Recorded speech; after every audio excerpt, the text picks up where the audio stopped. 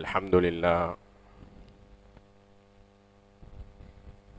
إن الحمد لله نحمده ونستعينه ونستغفره ونؤمن به ونتوكل عليه،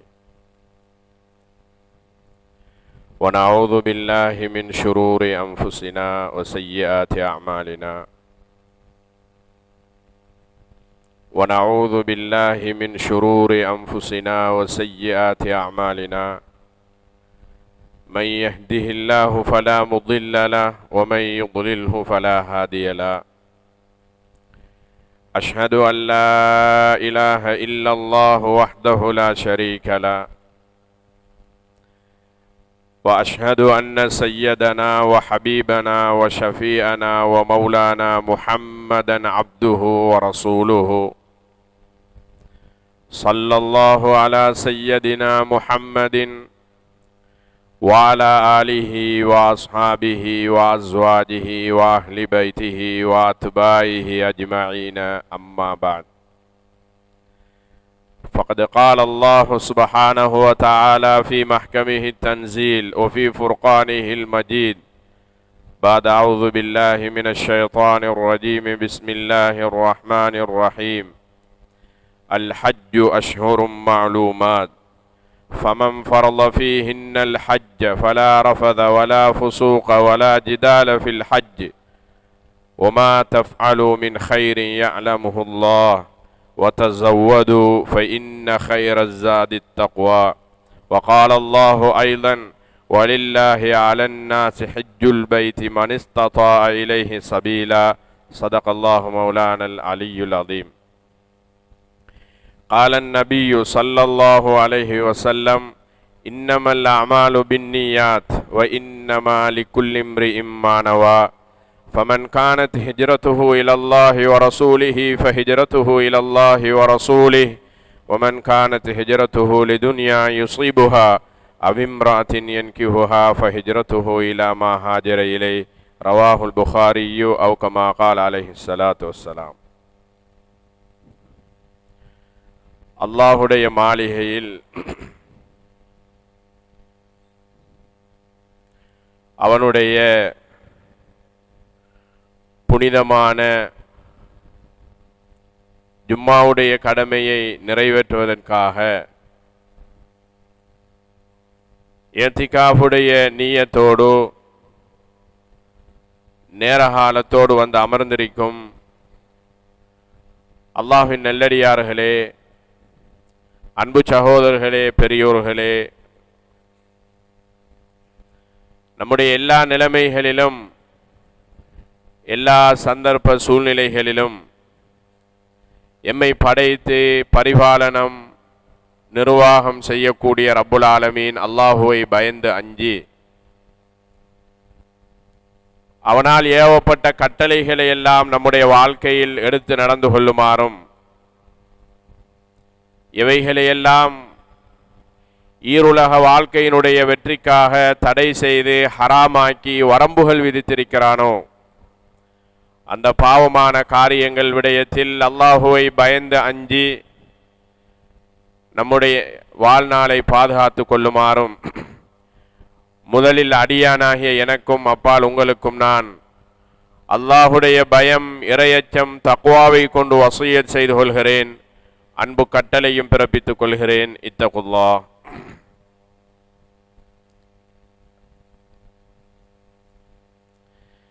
கண்ணியமான சகோதரர்களே, பெரியோர்களே, கனவான்களே,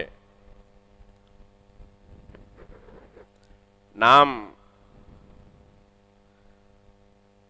புனிதமான நாட்களில் இருந்து கொண்டிருக்கிறோம். இது அதிகமானவர்களுக்கு ஞாபகம் இல்லை என்றாலும் நோன்பை போல ஞாபகம் இருக்காது. என்றால் நோன்பு ஒவ்வொரு நாளும் நோன்போடு தொடர்பு பட்டதனால் அது அந்த 30 நாட்களும் புனிதம் என்று நமக்கு விளங்கக்கூடிய நாள்.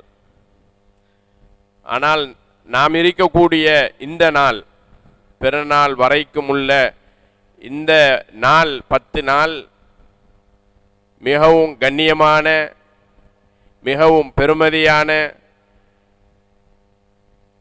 நம்முடைய அன்றாட பழக்க தோஷங்கள் இருக்கக்கூடிய சிறிய சிறிய பாவங்களை விட்டும் பாதுகாப்பாக இருக்கக்கூடிய மிகவும் முக்கியமான நாளில் இருந்து கொண்டிருக்கிறோம்.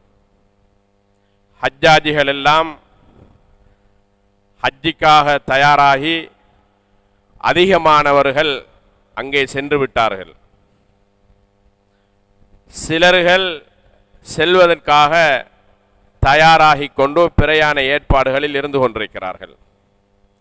வெள்ளையர்களும் கருப்பர்களும் எல்லா மொழி பேசுபவர்களும் எல்லா அதிகாரமுள்ளவர்களும் அரசர்களும் அடிமைகளும் வேலையாட்களும் கோடீஸ்வரர்களும் ஒரு ரூபாயாக சேமித்து அந்த ஹஜ்ஜிக்காக தயார் செய்தவர்களும் இன்று ஒரே ஆடையில் ஒரே நிறத்தில் ஒரு இடத்தில் ஒன்று கூடி லப்பைக் ஆஜராகிவிட்டேன்,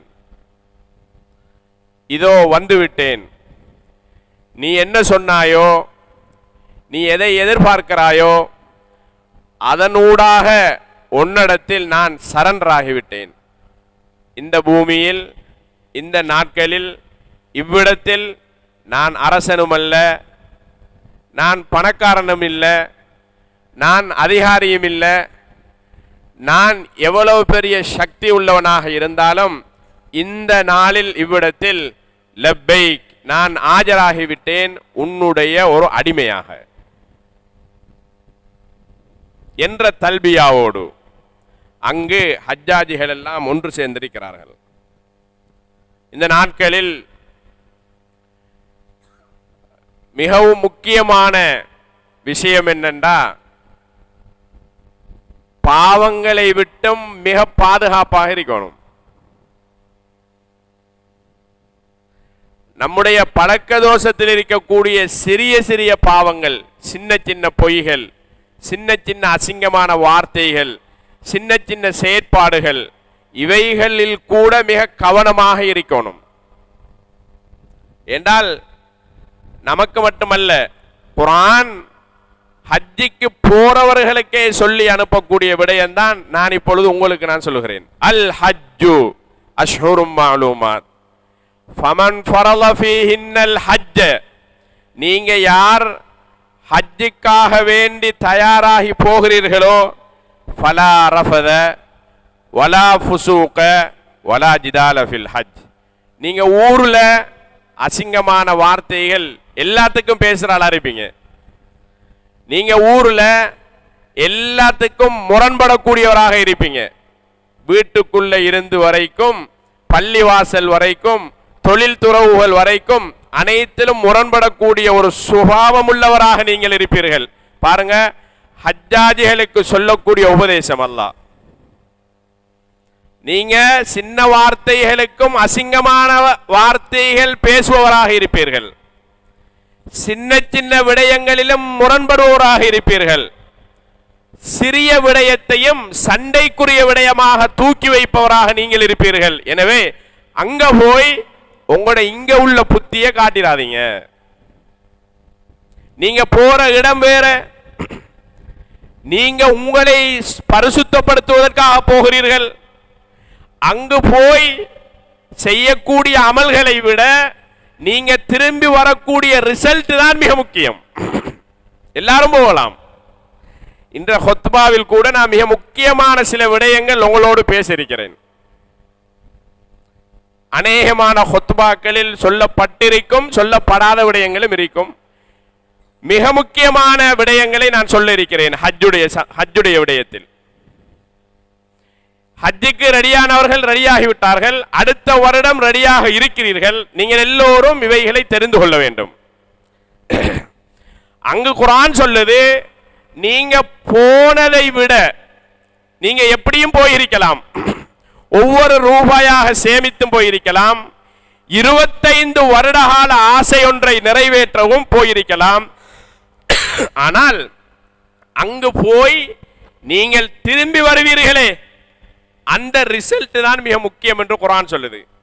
ஹஜ்ஜாஜிகள் எல்லாம் ஹஜ் செய்து விட்டு எல்லாம் முடிந்து நாடு திரும்புவதற்காக, ஊரு திரும்புவதற்காக எல்லா பேக்கெல்லாம் பெக் பண்ணி ரெடியாகி வெளியாகும் போது ஒரு மலக்கு சொல்லுவாராம் அந்த ஹாஜியை பார்த்து, நீங்க ஹஜ்ஜி செய்யா வந்தீங்க, உங்களோட ஹஜ்ஜி ஏற்றுக்கொள்ளப்படவில்லை, உங்களுடைய ஹஜ்ஜை கொண்டு எந்த ஒரு தேவையும் அல்லாஹ்வுக்கு இல்லை.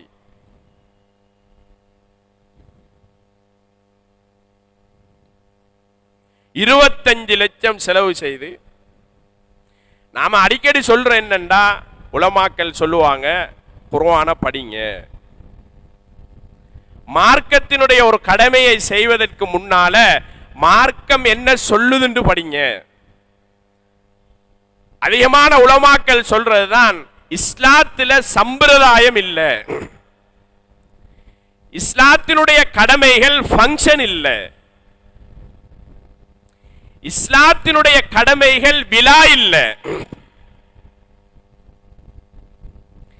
இஸ்லாத்தினுடைய கடமைகள் எல்லாரும் செய்றாங்க நானும் செய்றேன் என்றில்ல. என்னை அல்லாஹ் தொழ சொல்லுகிறான், ஏன் சொல்லுகிறான்? இந்த தொழுகையை நான் தொழுவதனுடைய பிரதிபலன் என்ன? அல்லாஹ் என்னை நோன்பு நோக்க சொல்லுகிறான், ஏன் சொல்லுகிறான்? இந்த நோன்பை பற்றி குர்ஆன் என்ன பேசுகிறது? இந்த நோன்பு ஆரம்பித்த நாளிலிருந்து 30 நாள் முடிவடையும் போது நான் யாராக மாறணும்? என்னோட பழகியவர்கள், என்னோட இருப்பவர்கள் 30 நாள் நான் நோன்பு நோற்றதை பார்த்திருக்கிறார்கள், 30 நாள் நான் தராவீஹ் தொழுதலை பார்த்திருக்கிறார்கள். எல்லாரையும் விடுவோமே, நம்மட மனைவி அவதான் நம்மளோட கூட இருக்கிறவ, நம்மள மனைவி எல்லாரும் யூனிஃபத்தோட பார்ப்பாங்க, எல்லாரும் எல்லோரையும் யூனிஃபத்தோட பார்ப்பாங்க. சேர மாணவர்கள் எல்லோரும் ஆசிரியராக பார்ப்பாங்க, அது ஒரு யூனிஃபார்ம்.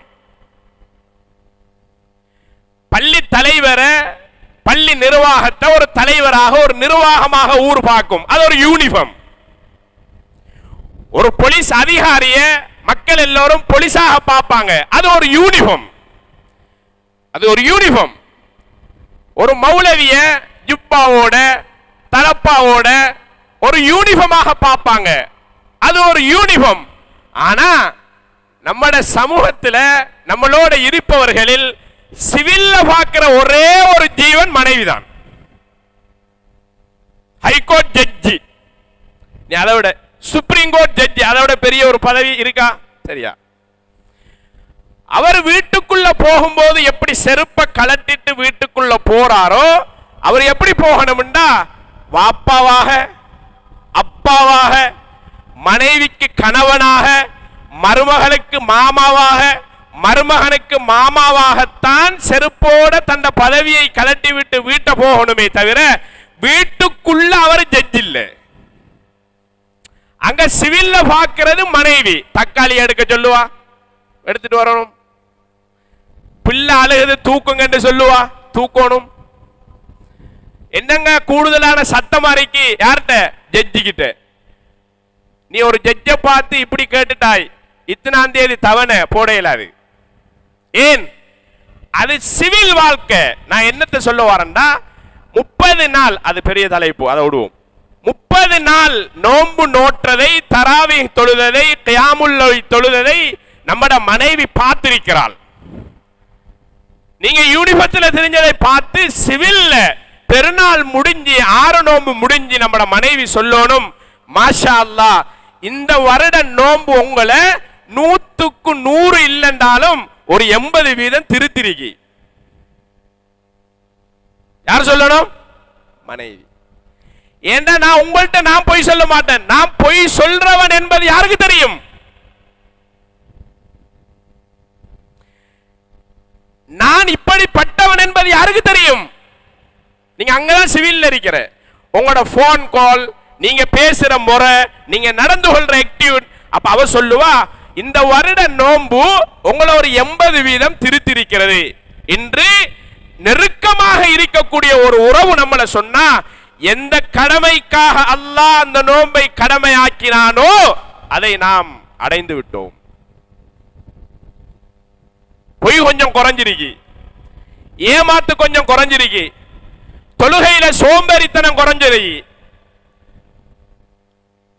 அசிங்கமான தூசண வார்த்தைகள் பேசுறது குறைஞ்சிருக்கிறது 30 நோம்புக்கு பின்னால. மாஷா அல்லாஹ், நீங்கள் 100% அடையவில்லை என்றாலும் இந்த வருடம் 50% பிரதிபலனை அடைந்திருக்கிறீர்கள். இல்லன்னா வேலை இல்லை. அப்ப நோன்பு ஏன் அல்லாஹ் கடமையாக்கினான்? அதை அறிந்து செய்யணும், அதை தெரிந்து செய்யணும். இல்லன்னா நம்ம வாழ்க்கையில பிரயோஜனம் வராது. இதே போல்தான் இன்றைய ஹுத்பாவுடைய தலைப்பு என்னன்னா, ஹஜ்ஜை ஏன் அல்லாஹ் கடமையாக்கினான்? ஹஜ் என்ன சொல்லுது? ஹஜ் என்ன சொல்லுது? அதே அமல், அதே தவாஃப், அதே கல்லறிவு, அதே ஓட்டம், அங்க வேறொன்றும் இல்ல. அப்பாட அப்பா அப்பா என்ன அமல் செய்ய போறாரோ அதைத்தான் இந்த பேரன் செய்ய போறாரு. 7வது பரம்பரையில உள்ளவர் அங்க போய் அதைத்தான் செய்ய போறாரு. அதே ஜம்ஜம் தான், அதே தண்ணி தான், வேற அங்க ஒன்றும் இல்ல, வேற சஃபா மர்வா இல்ல, வேற தவாஃப் இல்ல, வேற கல்லறிதல் இல்ல, அதேதான். அப்படி என்றால் கியாமத்து வரைக்கும் அதேதான் அமல், வேறது இல்லை என்றால் ஏதோ ஒன்றை மார்க்கம் சொல்ல வருகிறது. என்ன சொல்லுது? இது என்ன தெரியுமா அமல்? மக்களே, ஈமான் கொண்டவர்களே, இது ஒரு குடும்பம் தன்னுடைய படைத்த ரப்புக்காக குடும்பத்தை, சந்தோஷத்தை, சுகத்தை, ஆரோக்கியத்தை இழந்து செய்த ஒரு அமல். இந்த அமலை வைத்து நீங்கள் நிறைய பாடம் கற்க வேண்டும். ஒரு இறையச்சம் உள்ள ஒரு குடும்பம் எப்படி பூமியில வாழணும் அதிகமாக பேசியிருப்பார்கள் உலமாக்கள். இறையச்சம் என்றால் என்ன? எதை கொண்டு போய் விட்டார்கள்? நான் உங்கள்கிட்ட சொல்ல போனால் காசை இழக்கலாம். ஹஜார் ஒரு தேவை இருக்குது, ஒரு 50,000 ரூபாய் தாங்க, ஏதாவது ஒரு ரோல் அடிச்சு கையில இல்லைன்னாலும் காசை இழக்கலாம். அல்லாஹ்வுக்காக காணியை இழக்கலாம். இழந்தார்கள், இழந்து கொண்டிருக்கிறார்கள். எல்லாத்தையும் இழக்கலாம். ஆனா தந்த பிள்ளையை இழக்க ரெடி இல்லை. நாம இழக்க மாட்டோம். தந்த மனைவியை இழக்க மாட்டோம். தந்த குடும்பத்தை இழக்க மாட்டோம். இப்ராஹிம் அலைஹிஸ்ஸலாம் பயங்கர ஈமான்தாரி, அப்படிதான் சொல்லணும் தமிழ்ல. கடும் ஈமான்தாரி. நம்ம கேட்கிறோம் இல்லையா, தொழுகிறேன் தொழுகிறேன் தொழுகிறேன், 15 வருஷமா தொழுகிறேன். என்ன? அதே சைக்கிள், அதே ஊடு, அதே சைக்கிள், அதே வீடு, அதே வியாபாரம். தொழுகதான் நான். தொழுகையும் இல்லை, இபாதத்தும் இல்லை, பள்ளியும் இல்லை. வந்தான், வியாபாரம் ஒன்று செஞ்சான், காரு பைக்கு வாங்கினான், காரு வாங்கினான், மாடு வீடு கட்டினான், ஆடம்பரம். வாழ்றா நிம்மதியா? இது என்ன சொல்லுது மார்க்கம்?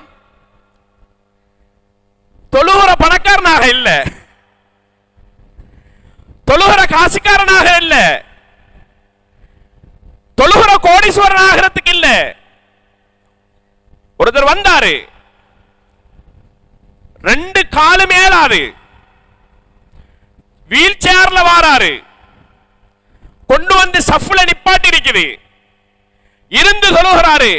இவருடைய ஒரு ஆசை என்னன்னா, 25 வருடமாக ஒரு எக்ஸிடென்ட்ல கதிரையில இருந்து தொழுகிறேன், எப்பவாவது ஒரு நாள் நான் எலும்பி நின்று என்ற ரப்புக்கு முன்னால தொழுது காட்டோடும் என்று ஒரு ஆலிமுடைய கையை பிடிச்சு அழுதாரு. இந்த இறையச்சத்தை அல்லாஹ் ஒவ்வொரு தொழுகையிலும் ஒவ்வொரு கடமையிலும் பார்க்கிறான், அந்த ஆசையை. அவர் சொல்றாரு, ஹுத்பா ஓதி முடிஞ்சு தொழுகையை பற்றி இறங்கி ஓதிட்டு வெளியே வரும்போது கூப்பிட்டு, நடந்து வர இயலாது, கூப்பிட்டு கையை பிடிச்சு சொல்றாரு, ஹஸ்ரத், என் வாழ்க்கையில ஒரே ஒரு ஆசை தான் இருக்குது. 15 வருஷமாக கதிரையில இருந்து தொழுகிறேன்.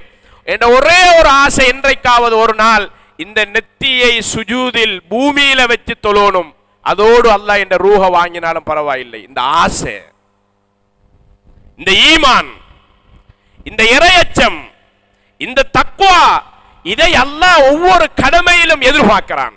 இப்ராஹிம் அலைஹிஸ்ஸலாம் அவர்களுக்கு ஆசையாக ஆர்வத்தாக குழந்தை ஒன்று கிடைச்சிச்சு. பல வகையான அன்பு அதுல நிறைய வச்சாரு. கடைசியில் அல்லாஹ் சொன்னான், இப்ராஹிமே, இன்னொரு பாலைவனம், இப்படிப்பட்ட ஒரு பாலைவனத்துல நீங்க கொண்டு உங்களோட பிள்ளையையும் உங்களோட மனைவியையும் விட்டுட்டு வாங்க. நீங்க நினைக்கப்படாது மக்காவுல அல்லாஹ் விட்ட சொன்னான், அப்படி அல்ல. அல்லாஹ் ஒரு இடத்தை வர்ணித்து சொன்னான். அந்த வர்ணனைக்கு தகுந்த இடமாக அதை தெரிவு செய்தார்கள்.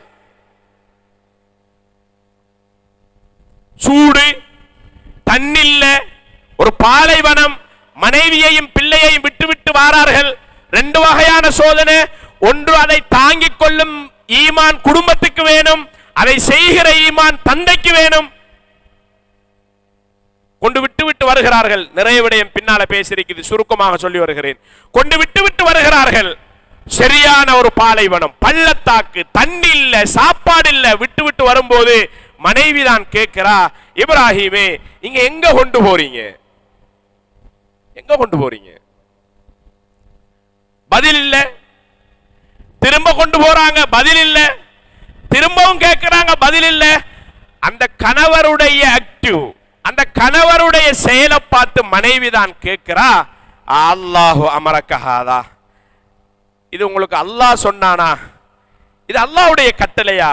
இப்ராஹிம் அலைஹிஸ்ஸலாம் போய் நடந்து கொண்டிருக்கும் போதே சொன்னார்கள், ஆமாம், இது அல்லாஹ்வுடைய கட்டளை. தலையால அசைத்து சொன்னார்கள்.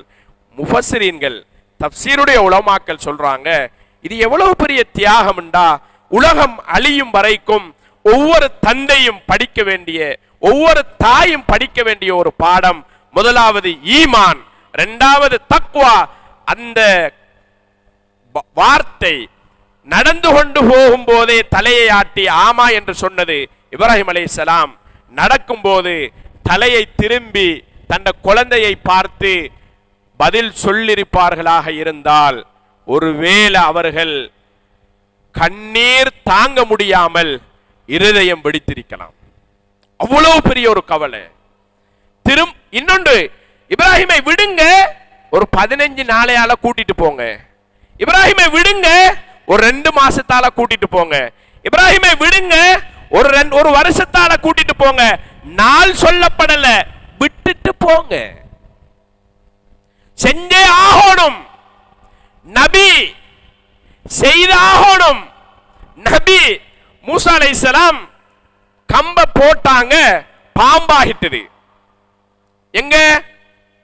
ஃபிரௌனுடைய தர்பார்ல. சூனியம் நிறைந்த காலம். சூனியத்தால இப்ராஹிமை பயமுறுத்தாட்டினார்கள். நபிமார்கள் செய்தே ஆகணும் அல்லாஹ்வுடைய கட்டளைய. கம்ப போட்டார்கள், பாம்பாகிட்டது.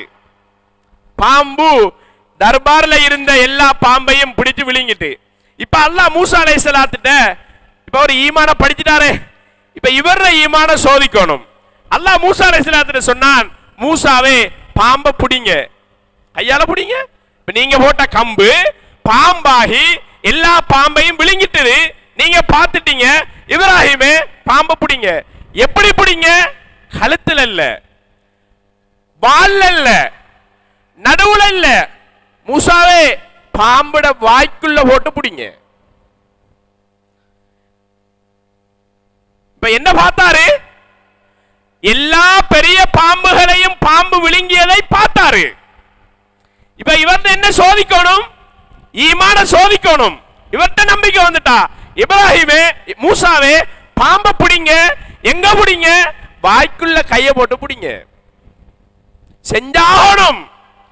கட்டளை மீறினால் நபி பட்டம் பறிக்கப்படும். இவர் மூசா அலைஹிஸ்ஸலாம் வாய்க்குள்ள கைய போட்டார்கள், கம்பாகிட்டது. ஃபிரௌன் திரட்டி வாரான். ஈமான் கொண்டவர்களோடு மூசா அலைஹிஸ்ஸலாம் ஓடுகிறார்கள். முன்னால நைல் நபி, பின்னால பெரியோர் எதிரி கூட்டம். மூசாவோட வந்தவங்க சொன்னாங்க, நபியே, எங்களை மாட்டி விட்டீங்க. மூசா அலைஹிஸ்ஸலாம் சொன்னாங்க, இந்த வார்த்தையை கவனியுங்கள். இதுதான் நான் என்ன சொல்ல வருகிறேன் என்பதை இந்த வார்த்தையில் இருந்து நீங்கள் புரிந்து கொள்வீர்கள். மூசா அலைஹிஸ்ஸலாம் சொன்னாங்க, இன்ன மய்ய ரப்பி, தன்னோட வந்தவங்கள்ட்ட சொன்னாங்க, இல்ல இல்ல நீங்க பயப்பட வேணாம், படைச்ச ரப்பு என்னோட இருக்கிறான். யார் இருக்கிறான்?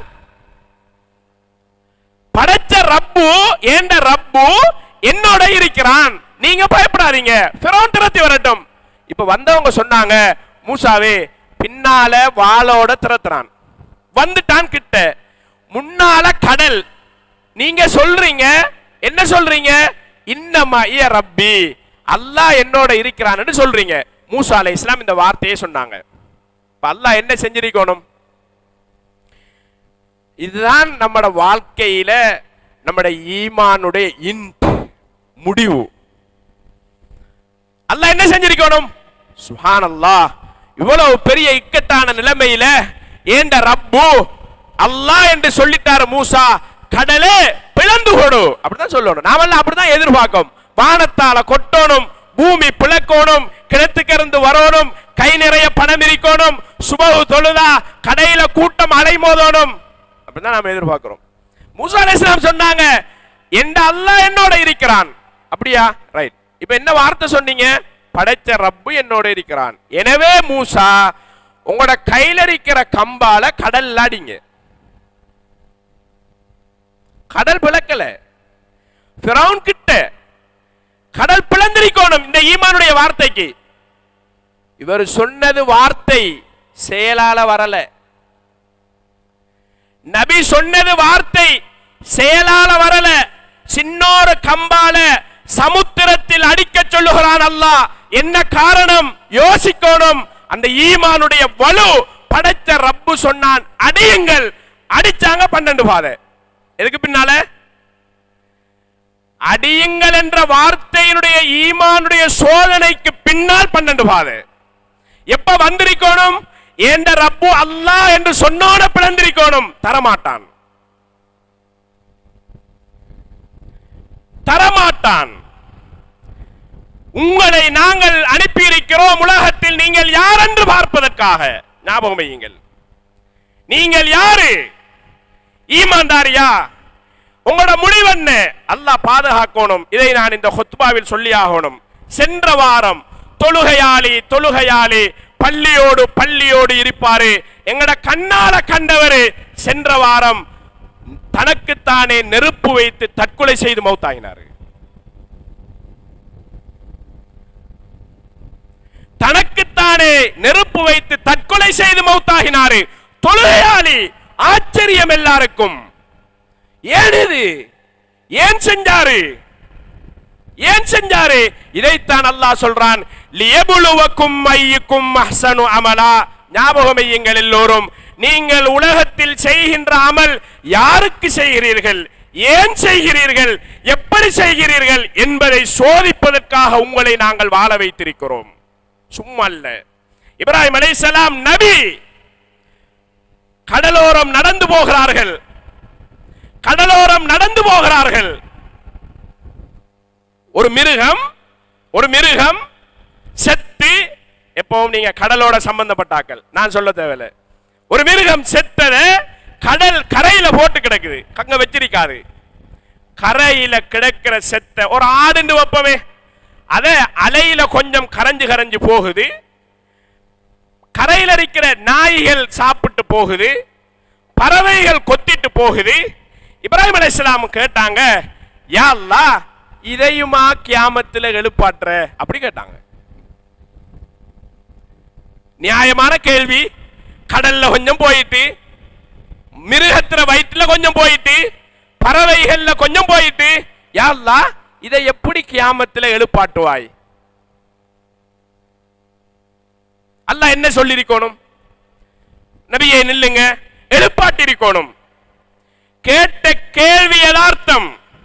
ஈமானுடைய படிப்பினை மலைகள்ல ஏற வச்சு, பறவைகளை வளர்க்க வச்சு, எல்லா பறவைகளையும் அறுக்க வச்சு, எல்லாத்தையும் மிக்ஸ் பண்ணி 90 வயது தாண்டிய கிழவனை ஒவ்வொரு மலையாக ஏற வச்சு, இறைச்ச கொஞ்சம் கொஞ்சமா மிக்ஸ் பண்ணினதை வச்சு, எல்லா பறவைகளுடைய தலையையும் கையில கொடுத்து, இப்ராஹிமே காகத்தை கூப்பிடுங்க, நீங்க பேர் வச்சீங்களே அந்த பேரை சொல்லி கூப்பிடுங்க. கூப்பிட்டாங்க. எல்லா மலைகள்ல இருந்த இறைச்சிகளும் காகத்துடைய இறைச்சிகளும் ஒன்று சேர்ந்து தலையில வந்து ஒட்டி பறந்ததை கண்டாங்க. பறந்ததை கண்டாங்க. குர்ஆன் சொல்லுது. இப்பதான் சொன்னாங்க, யா அல்லாஹ் நீ என்ன நினைக்கிறாயோ அது நடக்கும். ஈமான கண்டவங்க நெருப்புக்குள்ள போட்டான், நெருப்புக்குள்ள ஈமான படிச்சவங்க எல்லாம் சரி. அல்லாஹ் பார்த்தான், இவரை எல்லாம் வெற்றி மனைவியை கொண்டு பிள்ளையையும் கொண்டு பாலைவனத்தில் விடட்டும். இந்த சம்பவத்துக்கு பின்னால முக்கியமான ஒரு விடயம் நான் சொல்லுவேன். அதுதான் ஈமானுடைய முடிவு. இப்ராஹிம் அலைஹிஸ்ஸலாம் அது நமக்கு சேர்த்துதான். உட்டாச்சி பல வருட காலம் உருண்டு போயிட்டு விட்டுட்டு போயிட்டாங்க. பல வருடங்களுக்கு பின்னால திரும்பி வந்து மகனை கட்டிப்பிடிச்சு சொன்னாங்க, மகனே உங்களை நான் சந்திக்க வந்திருக்கிறேன் மிகப்பெரிய ஒரு யதார்த்தமான உண்மைக்காக. சுருக்கமாக சொல்லி முடிப்போம். நிறைய பேசியிருப்பாங்க ஹுத்பாவில் அந்த வரலாறு. நாம சுருக்கமா சொல்லிட்டு ஒரு முக்கியமான விஷயத்துக்கு வருவோம். மகனே உன்னை நான் வந்திருக்கிறேன் சந்திப்பதற்காக.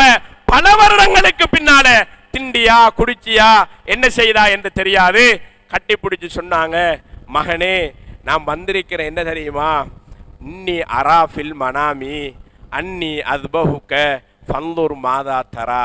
மகனே நான் கனவுல அடிக்கடி உன்னை அறுப்பதாக கனவு காண்கிறேன், என்ன விஷயம்? பயான்ல கேட்டிருப்பீங்க, தர்ஜமாவுலையும் படிச்சிருப்பீங்க. ஒவ்வொரு வருஷமும் சொல்லுவாங்க. இந்த ஆயத்துடைய யதார்த்தத்தை கொஞ்சம் யோசிச்சீங்களா? எதுக்கு பின்னால வந்து என்ன சொல்றாங்க? விட்டு விட்டு பாலைவனத்தில் உம்மாவையும் மகனையும் விட்டு விட்டு பல வருடங்களுக்கு பின்னால வந்த வாப்பா மதரசாவில் ஒரு கிழமை 10 நாளைக்கு பிறகு சந்திக்க போற வாப்பா இல்லாத பழம் இல்லை, செய்யாத பலகாரம் இல்லை, எல்லாத்தையும் பேக்கில் போட்டு எடுத்துட்டு வெள்ளிக்கிழமை கேட்டால மகன் வரும் வரைக்கும் எதிர்பார்த்திருக்காரு பார்சலோட. பல வருஷம் இல்லை, போன கிழமை தான் பார்த்தேன், போன கிழமை தான் பார்த்தேன். அவ்வளவு பாசம். மகன் மதரசாவில் வீட்டை ஒரு செவ்வாய்க்கிழமையில ஒரு ஃபங்க்ஷன் பிரியாணி செய்யறாங்க. வாப்பாக்கும் இறங்குது இல்ல, உம்மாக்கும் இறங்குது இல்ல. என்ன புள்ள என்ன திங்கானோ? பாசம். உங்களுக்கு மட்டும் இல்ல பாசம், அந்த நபிக்கும் இருந்துச்சு. உங்களுக்கு மட்டும் இல்ல பாசம், அந்த நபிக்கும் இருந்துச்சு. அந்த நபிக்கும் இருந்துச்சு. அப்படி ஒரு பாசம். வந்து மகனை கட்டிப்பிடிச்சு சொன்னாங்க, மகனே நான் வந்திருக்கிறேன், உங்களை அறுப்பதாக கனவு காண்றேன், உங்களோட அபிப்பிராயம் என்ன? மகன் என்ன சொல்லணும்? என்ன வாப்பா நீங்க இதே இதா தெரியுறீங்க? மகன் சொன்னாரு, வாப்பா நான் அறிந்த வகையில நபிமார்களுக்கு வார கனவு இருக்கே, நபிமார்களுக்கு வார கனவு, நீங்க நபி, நபிமார்களுக்கு வார கனவு இருக்கே அது வஹி, அது கனவு இல்ல, அது வஹி. என்னை அறுக்கும்படி அல்லாஹ் உங்களுக்கு கட்டளையிடுகிறான். இஃப்அல் மா துமர் சதஜிதுனி இன்ஷா அல்லாஹு மினஸ் ஸாபிரீன். என்னை அறுங்கள், அறுக்கும் போது நீங்கள் என்னை பொறுமையாளராக பார்ப்பீர்கள். அறுக்கணும். கனவு. கத்திய தீட்டுறாங்க, மகன் ஒரு கையில பிடிக்காங்க, உம்மா பார்த்துட்டு இருக்காங்க. எவ்வளவு பெரிய ஒரு ஈமானுடைய போராட்டம். போறாங்க, ஷைத்தான் சொல்றான், இப்ராஹிமே அங்க கல்லறிகிறாங்க ஷைத்தானுக்கு. அந்த இடத்துல வந்து இப்ராஹிமை மறிச்சு ஷைத்தான் சொன்னான், இப்ராஹிமே என்ன வாப்பா, ஒரு கனவு, ஒரு கனவு ஒரு பிரச்சனையா? யாராவது மகனை அறுப்பானா? வந்த கோபத்துல கல்லால எறிகிறாங்க. ஷைத்தானுடைய போராட்டத்தோட போறாங்க. கத்தி அறுக்கல, அதொரு வெறி. கல்லில் அடிக்காங்க, மலை பிளக்குது, அதொரு வெறி. கட்டளையை செய்யணும். அல்லாஹ் சொன்னான், நபியே அறுபடல, கத்தி ஆயிட்டு. ஜிப்ரீல் அலைஹிஸ்ஸலாம் வந்து சொன்னாங்க, நபியே நீங்க அல்லாஹ்வுக்காக வேண்டி ஒரு கனவில் சொல்லப்பட்ட கட்டளையையும் செய்ய தயாராகிவிட்டீர்கள். நீங்க யார் தெரியுமா? நீங்க தான் பூர்த்தியான ஒரு ஈமான்தாரி. எங்களுக்கு மகன் அறுக்க வேண்டிய அவசியம் இல்லை. உங்களுடைய ஈமான், நீங்க படித்த ஈமானுடைய வெளிவு, நீங்க யார் என்பதை இந்த சமூகம் உணர்ந்து கொள்ள வேண்டும் என்பதற்காக நாங்கள் செய்தோம். சொர்க்கத்தினுடைய ஆடு வந்தது, அறுப்பதற்கு அல்லாஹ் கட்டளையிட்டான், உதுகியா கொடுக்கிறோம். கண்ணியமான சகோதரர்களே, அல்லாஹு தாலா இந்த தியாகத்தை, இந்த ஒரு குடும்பத்துடைய ஈமானுடைய பாடத்தை கியாமத்து வரைக்கும் பார்க்க விரும்பினான். நாம சஃபா மருவாவுக்கு இடையில ஓடுகிறோமா இல்லையா? நாம ஓடுவதை அல்லாஹ் பார்க்கிறானோ இல்லையோ? நாம ஏசியில ஓடுறோம். அங்க ஒரு ஏசி, இங்க ஒரு ஏசி, ஃபுல்லா கூல் பண்ணி சஃபா மருவா என்ற ஒன்று வைக்கப்பட்டு மார்க் பண்ணப்பட்டு ஃபுல் கூலிங்ல ஓடிக்கிட்டு இருக்கிறோம். வெயில்ல ஏன் அங்கிருந்து இங்கிருந்து ஓடுகிறோம்? ஏன் ஓடினாங்க? ஹாஜரா நின்று பார்த்தாங்க, அங்க தண்ணி தெரியுது, வெயிலினுடைய அகோரம், காணல் நீர் தண்ணியாக தெரியுது. ஓடினாங்க, திரும்ப ஓடி வந்தாங்க. கண்ணியமான சகோதரர்களே, இந்த ஹஜ்ஜாஜிகள் ஒவ்வொரு வருஷமும் ஓடும் போது அல்லாஹ் ஹஜ்ஜாஜிகளை பார்ப்பதை விட அன்னை ஹாஜர் அலைஹிஸ்ஸலாத்தினுடைய தொங்கோட்டத்தை பார்க்கிறான். ஏன்னு சொல்றீங்களா? சும்மா ஓடக்கூடாது. எப்படி ஓடணும்? சஃபா மருவாவுக்கு இடையில் ஓடுங்கள் என்ற கடமை இருந்தால் ஓடுகிறோம் என்ற அர்த்தம். இடையில தொங்கோட்டம் என்று துள்ளி ஓடுகிறோம். ஏன் துள்ளி ஓடுகிறோம்? அந்த இடத்தில் ஏன் துள்ளணும்? அந்த இடத்தில் தான் அன்னை ஹாஜர் அலைஹிஸ்ஸலாம் ஏலாத கட்டத்தில் ஓடிட்டு போகும்போது தண்ணி இருக்குதா என்று எட்டி பார்த்து ஓடினார்கள். உலமாக்கள் சொல்றாங்க, அந்த ஈமானுடைய பாடத்தில் அல்லாஹ் ஹாஜர் அலைஹிஸ்ஸலாம் ஓடியதை மட்டுமல்ல, தண்ணி இருக்குதா என்று துள்ளி பார்த்தார்களே, அந்த துள்ளுவையையும் அல்லாஹ் கபூல் செய்தான். கியாமத்து வரைக்கும் அத்தனை பெரிய ஹாஜிகளும் துள்ளியே ஆகணும். அவர் நாட்டில மன்னராக இருக்கணும், சவுதியினுடைய கிங்காக இருக்கலாம், யாராக இருக்கலாம், உலகத்தினுடைய முஃப்தியாக இருக்கலாம். எந்த இடத்தில் ஹாஜரா தொங்கினார்களோ, தண்ணி இருக்குதா என்று துள்ளினார்களோ, துள்ளியே ஆகணும், ஓடியே ஆகணும். கண்ணியமான சகோதரர்களே, மிகப்பெரிய ஒரு ஈமானுடைய பாடம் நம்முடைய வாழ்க்கையில எப்பவும் ஞாபகம் வையுங்கள். மௌத்தாகிவிட்டோம், நம்முடைய மௌத்துக்கு பின்னால மார்க்க ரீதியாக எம்மை சமூகம் பேசணும். எத்தனை வருடம் எல்லாரும் குர்பானிக்கு ரெடியாகி இருப்பீர்கள். மாடு ஆடு வாங்கியிருப்பீர்கள். மாட்டை படுக்க வைத்து, ஆட்டை படுக்க வைத்து, கத்தியை வைத்து அறுக்கும் போது அல்லாஹ் அங்க நம்மட அறுவையை பார்ப்பதல்ல, ஒவ்வொரு வருடமும் அந்த பிள்ளையினுடைய கழுத்துல வாப்பா கத்தி வச்சாரே, அதை அல்லாஹ் ஒவ்வொரு வருடமும் பார்க்கிறான்.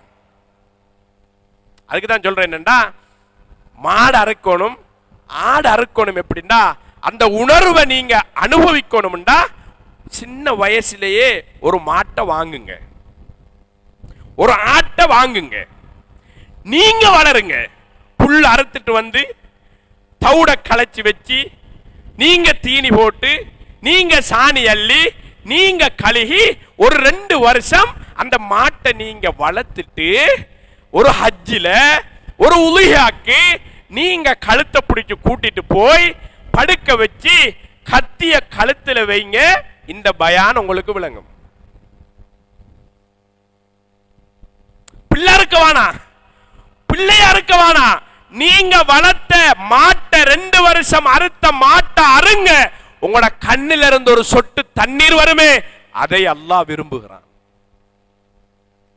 அந்த ஒரு மனக்கவலை வருமே, நான் வளர்த்த மாடுதான், என்ன செய்ய, என்ற ரப்புக்காக நான் அறுக்கணும் என்ற உணர்வு வருது. லையனால் அல்லாஹ் லுஹூமுஹா வலா திமாவுஹா வலாக்கின் யனாலுஹு தக்வா மின்கும். உலுஹியா கொடுக்கறாங்கள பார்த்து அல்லாஹ் சொல்றான், மக்களே உங்களோட இறைச்சி தேவையில்ல, உங்களோட மிருகமும் தேவையில்ல. நாங்க எதை பார்க்கிறோம்டா, அந்த இப்ராஹிம் அலைஹிஸ்ஸலாத்துடைய தக்வாவோட அறுக்கிறீங்களா? அறுக்கிறீங்களா? எனவே மிகவும் விரிவான ஒரு பாடம், மிகவும் விரிவான ஒரு பாடம். இப்ராஹிம் அலைஹிஸ்ஸலாம் சவுதி,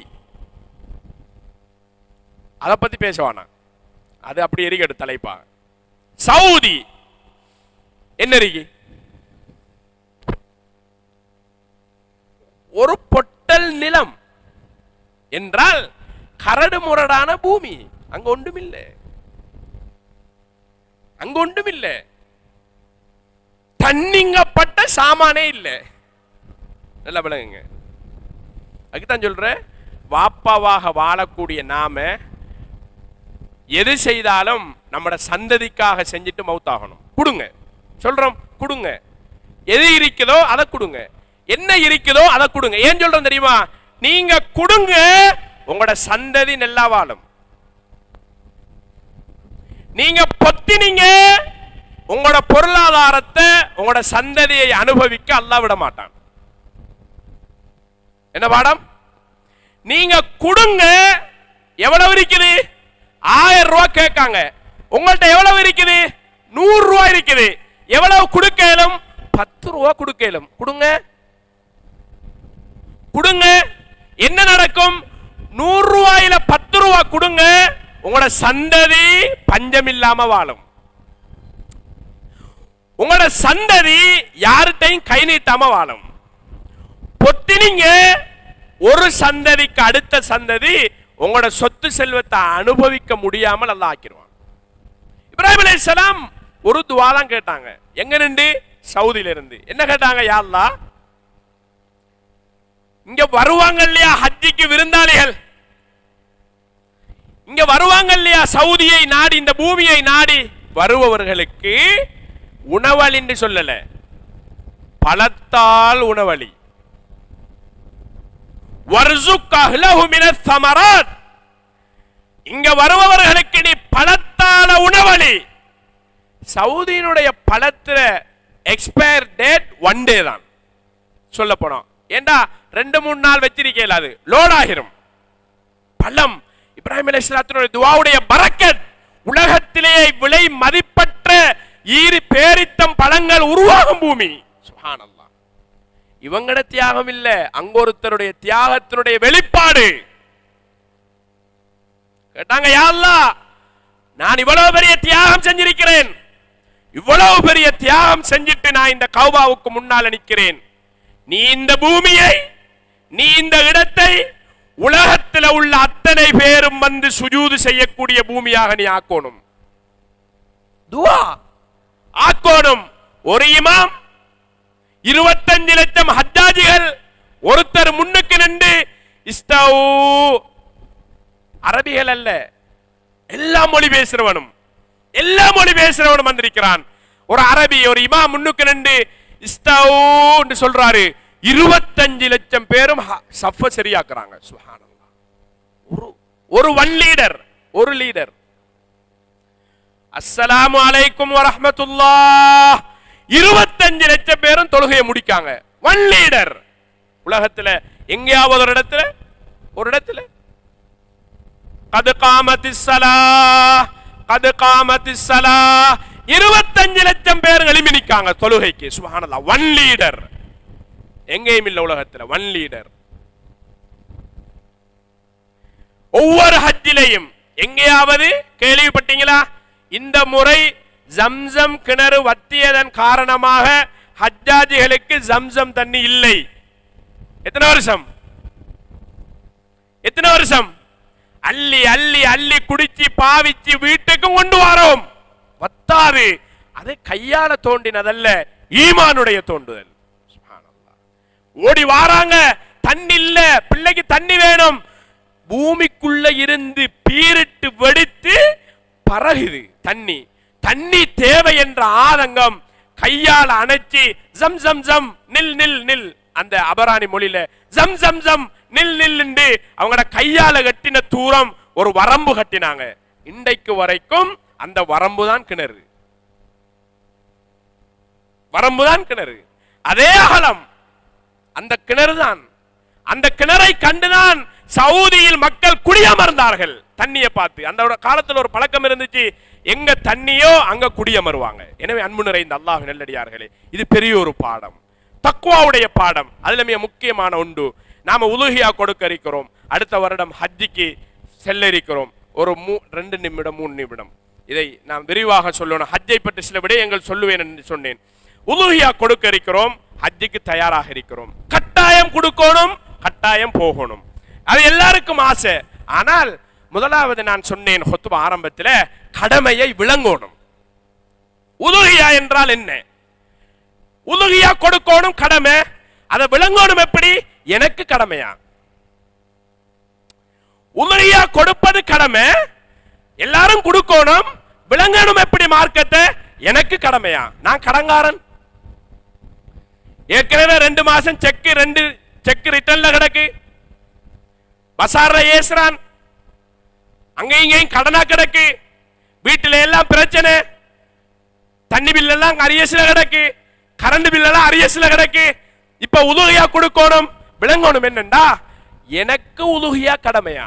மார்க்கம் சொல்லுது என்ன? உதாரணமா சொல்றேன், ஹஜ்ஜுக்கு போய் ஒருத்தர் மவுத் ஆயிட்டாரு, அல்லாஹ்வோட கபரை பிரகாசமாக்கணும், சிறப்பான மவுத்து, மக்காவுல மவுத்தாக இருக்காரு. ஆனா விஷயம் என்னண்டா, ஹஜ்ஜுக்கு போக கொள்ள எப்படி போனாரு? ஆரோக்கியமா போனாரா, நோயாளியா போனாரா? வீட்டில இருந்து போகும்போது எப்படி போனாரு? மகன் கூட்டிட்டு போய் ஹஜ்ஜு குரூப்ல இருக்கிற ஒருத்தாட்ட கொடுத்து, எனக்கு வரையலாது, வாப்பா கொஞ்சம் நோயாளி, நீங்க தான் பார்த்துக்கணும், காசையும் கொடுத்து பாஸ்போர்ட்டையும் கொடுத்து அனுப்பினாரு. அங்க போனா ஓவர் சூடு, ஓவர் கிரோடு, வாப்பா மவுத்தாகிட்டாரு. இப்ப விளங்குற என்ன விஷயம்டா, மார்க்கம் என்ன சொல்லுது?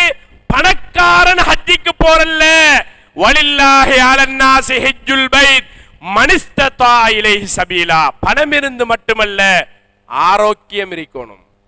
நோயாளியாக போக கூடாது. எல்லாரும் நோயாளியாகி இயலாத கட்டத்துல நான் ஹஜ்ஜிக்கு போய் மௌத்தாக போறேன். உங்களுக்கு தான் ஹஜ்ஜே கடமை இல்லையே. நீங்க எப்ப போயிருக்கணும்? ஆரோக்கியமாக போயிருக்கணும், விளங்கணும். நிறைய விடயங்கள் பாப்பா மாற ஹஜ்ஜிக்கு அனுப்புற பிள்ளைகள் இருக்காங்க, நீங்க போங்க. பாப்பாவை கூட்டிட்டு நீங்க போங்க. உம்ராக்கு போங்க, நீங்க போங்க. பாப்பாவை கூட்டிட்டு நீங்க போங்க. என்ன எங்கள்ட்ட நிறைய பேர் கேட்காங்க, என்ன கேட்காங்க? ஹஸ்ரத், நோயாளியாக போய் அங்க போய் மௌத்தாகினா அவர் நிலப்பாடு என்ன? ஏன் குர்ஆன் சொல்லுது ஆரோக்கியம் வேணும் என்று? எனவே இந்த விஷயங்கள் ஹஜ்ஜுடைய பாடத்துல மிக கவனமாக கவனிக்கணும். ஒரு உம்ரா செஞ்சிட்டோம், ஒரு ஹஜ்ஜி செஞ்சிட்டோம், 2வது உம்ராக்கும் வசதி வந்துட்டு, 2வது ஹஜ்ஜிக்கும் வசதி இருக்குது. இப்ப என்ன யோசிக்கணும்டா, எனக்கு 2வது உம்ரா செய்யற வசதி இருக்குதுதான், ஆனா என் குடும்பத்துல யாராவது கஷ்டப்பட்டாக்கள், தங்கச்சி, மச்சான் அல்லது குடும்பத்துல நிறைய பேர் கஷ்டப்படுறாங்க. இல்ல இல்ல, என் குடும்பத்துல எல்லாரும் நல்லா இருக்காங்க. அப்படியா? அப்ப உங்களோட பாடசாலை, உங்களோட பள்ளி, உங்களோட சம்பந்தப்பட்ட பொது நிறுவனங்கள் ஏதாவது தேவை இருக்குதா? அதை செய்யுங்க. என்ன நிறைய பிரச்சனை இருக்குது. நீங்க தொழுகிற பள்ளியில ஒழுங்கான பாத்ரூம் இல்ல, நீங்க 3வது உம்ரா செய்ய போறீங்க. நீங்க தொழுகிற பள்ளியில ஒழுங்கான இடவசதி இல்ல, நீங்க 2வது ஹஜ் செய்ய போறீங்க. உங்களோட குடும்பத்துல தங்கச்சிக்கு ஒழுங்கான வீடு இல்ல, மச்சானுக்கு ஒழுங்கான தொழில் இல்ல, குடும்பம் எல்லாம் சீரழியுது. உங்களுக்கு 2வது உம்ரா இல்ல, உங்களுக்கு 2வது ஹஜ் இல்ல. இதை சரி செய். இது விஷயங்கள் நிறைய விளங்க இருக்கிறே. கடன் பட்டு உலுஹியா கொடுக்க வேணாம், செக்க கொடுத்து மாடு வாங்க வேணாம், கஷ்டப்படுத்த வேணாம். லா யுகல்லிஃபுல்லாஹு நஃப்ஸன் இல்லா உஸ்ஸஹா. மார்க்கத்தை நாங்க யாருக்கும் கஷ்டப்படுத்தல. செக் கொடுத்து நீங்க மாடு வாங்க வேணாம், மாட்டு வியாபாரிகள் செக்குக்கு பிசினஸ் செய்ய வேணாம். உலுஹியா கொடுத்துட்டாரு, அல்லாஹ் பாதுகாக்கணும். செக் ரிட்டர்ன் ஆயினா இதை எதுல சேர்க்கிற? இதை எதுல சேர்க்கிற? எனவே மார்க்கத்தை விளங்கி கடமை செய்வோம், கடமையை கடமையாக செய்வோம், தக்வாவோட செய்வோம். அல்லாஹு தஆலா நம் அனைவருக்கும் ஹஜ்ஜுடைய பாடத்தை உணர்ந்து அதை அனுபவிக்கக்கூடிய சந்தர்ப்பத்தை அல்லாஹ் நம் அனைவருக்கு நசீபாக்குவானாக. யா அல்லாஹ் நம் அனைவருடைய பாவங்களை மன்னிப்பாயாக. யா அல்லாஹ் எங்களுடைய குற்றம் குறைகளை மன்னிப்பாயாக. ஈமானோடு இஹ்லாஸோடு ஆரோக்கியத்தோடு வாழக்கூடிய ஹயாத்தை எங்களுக்கு நீடிப்பாயாக. கடன் இல்லாத வாழ்க்கையை தருவாயாக. கஷ்டம் இல்லாத வாழ்க்கையை தருவாயாக, மன அழுத்தம் இல்லாத வாழ்க்கையை தருவாயாக. யா அல்லாஹ், யாரெல்லாம் பொது வேளைகளில், யாரெல்லாம் பொது விஷயங்களில் ஈடுபடுகிறார்களோ அவர்களுடைய ஆரோக்கியத்திலும் அவர்களுடைய மன சந்தோஷத்திலும் நீண்ட நிம்மதியையும் திடகாத்திரத்தையும் கொடுத்தருள்வாயாக. எங்களுடைய துஆக்களை கபூல் செய்து கொள்வாயாக. வாஹிர தஅவானா அனில் ஹம்துலில்லாஹி ரப்பில் ஆலமீன்.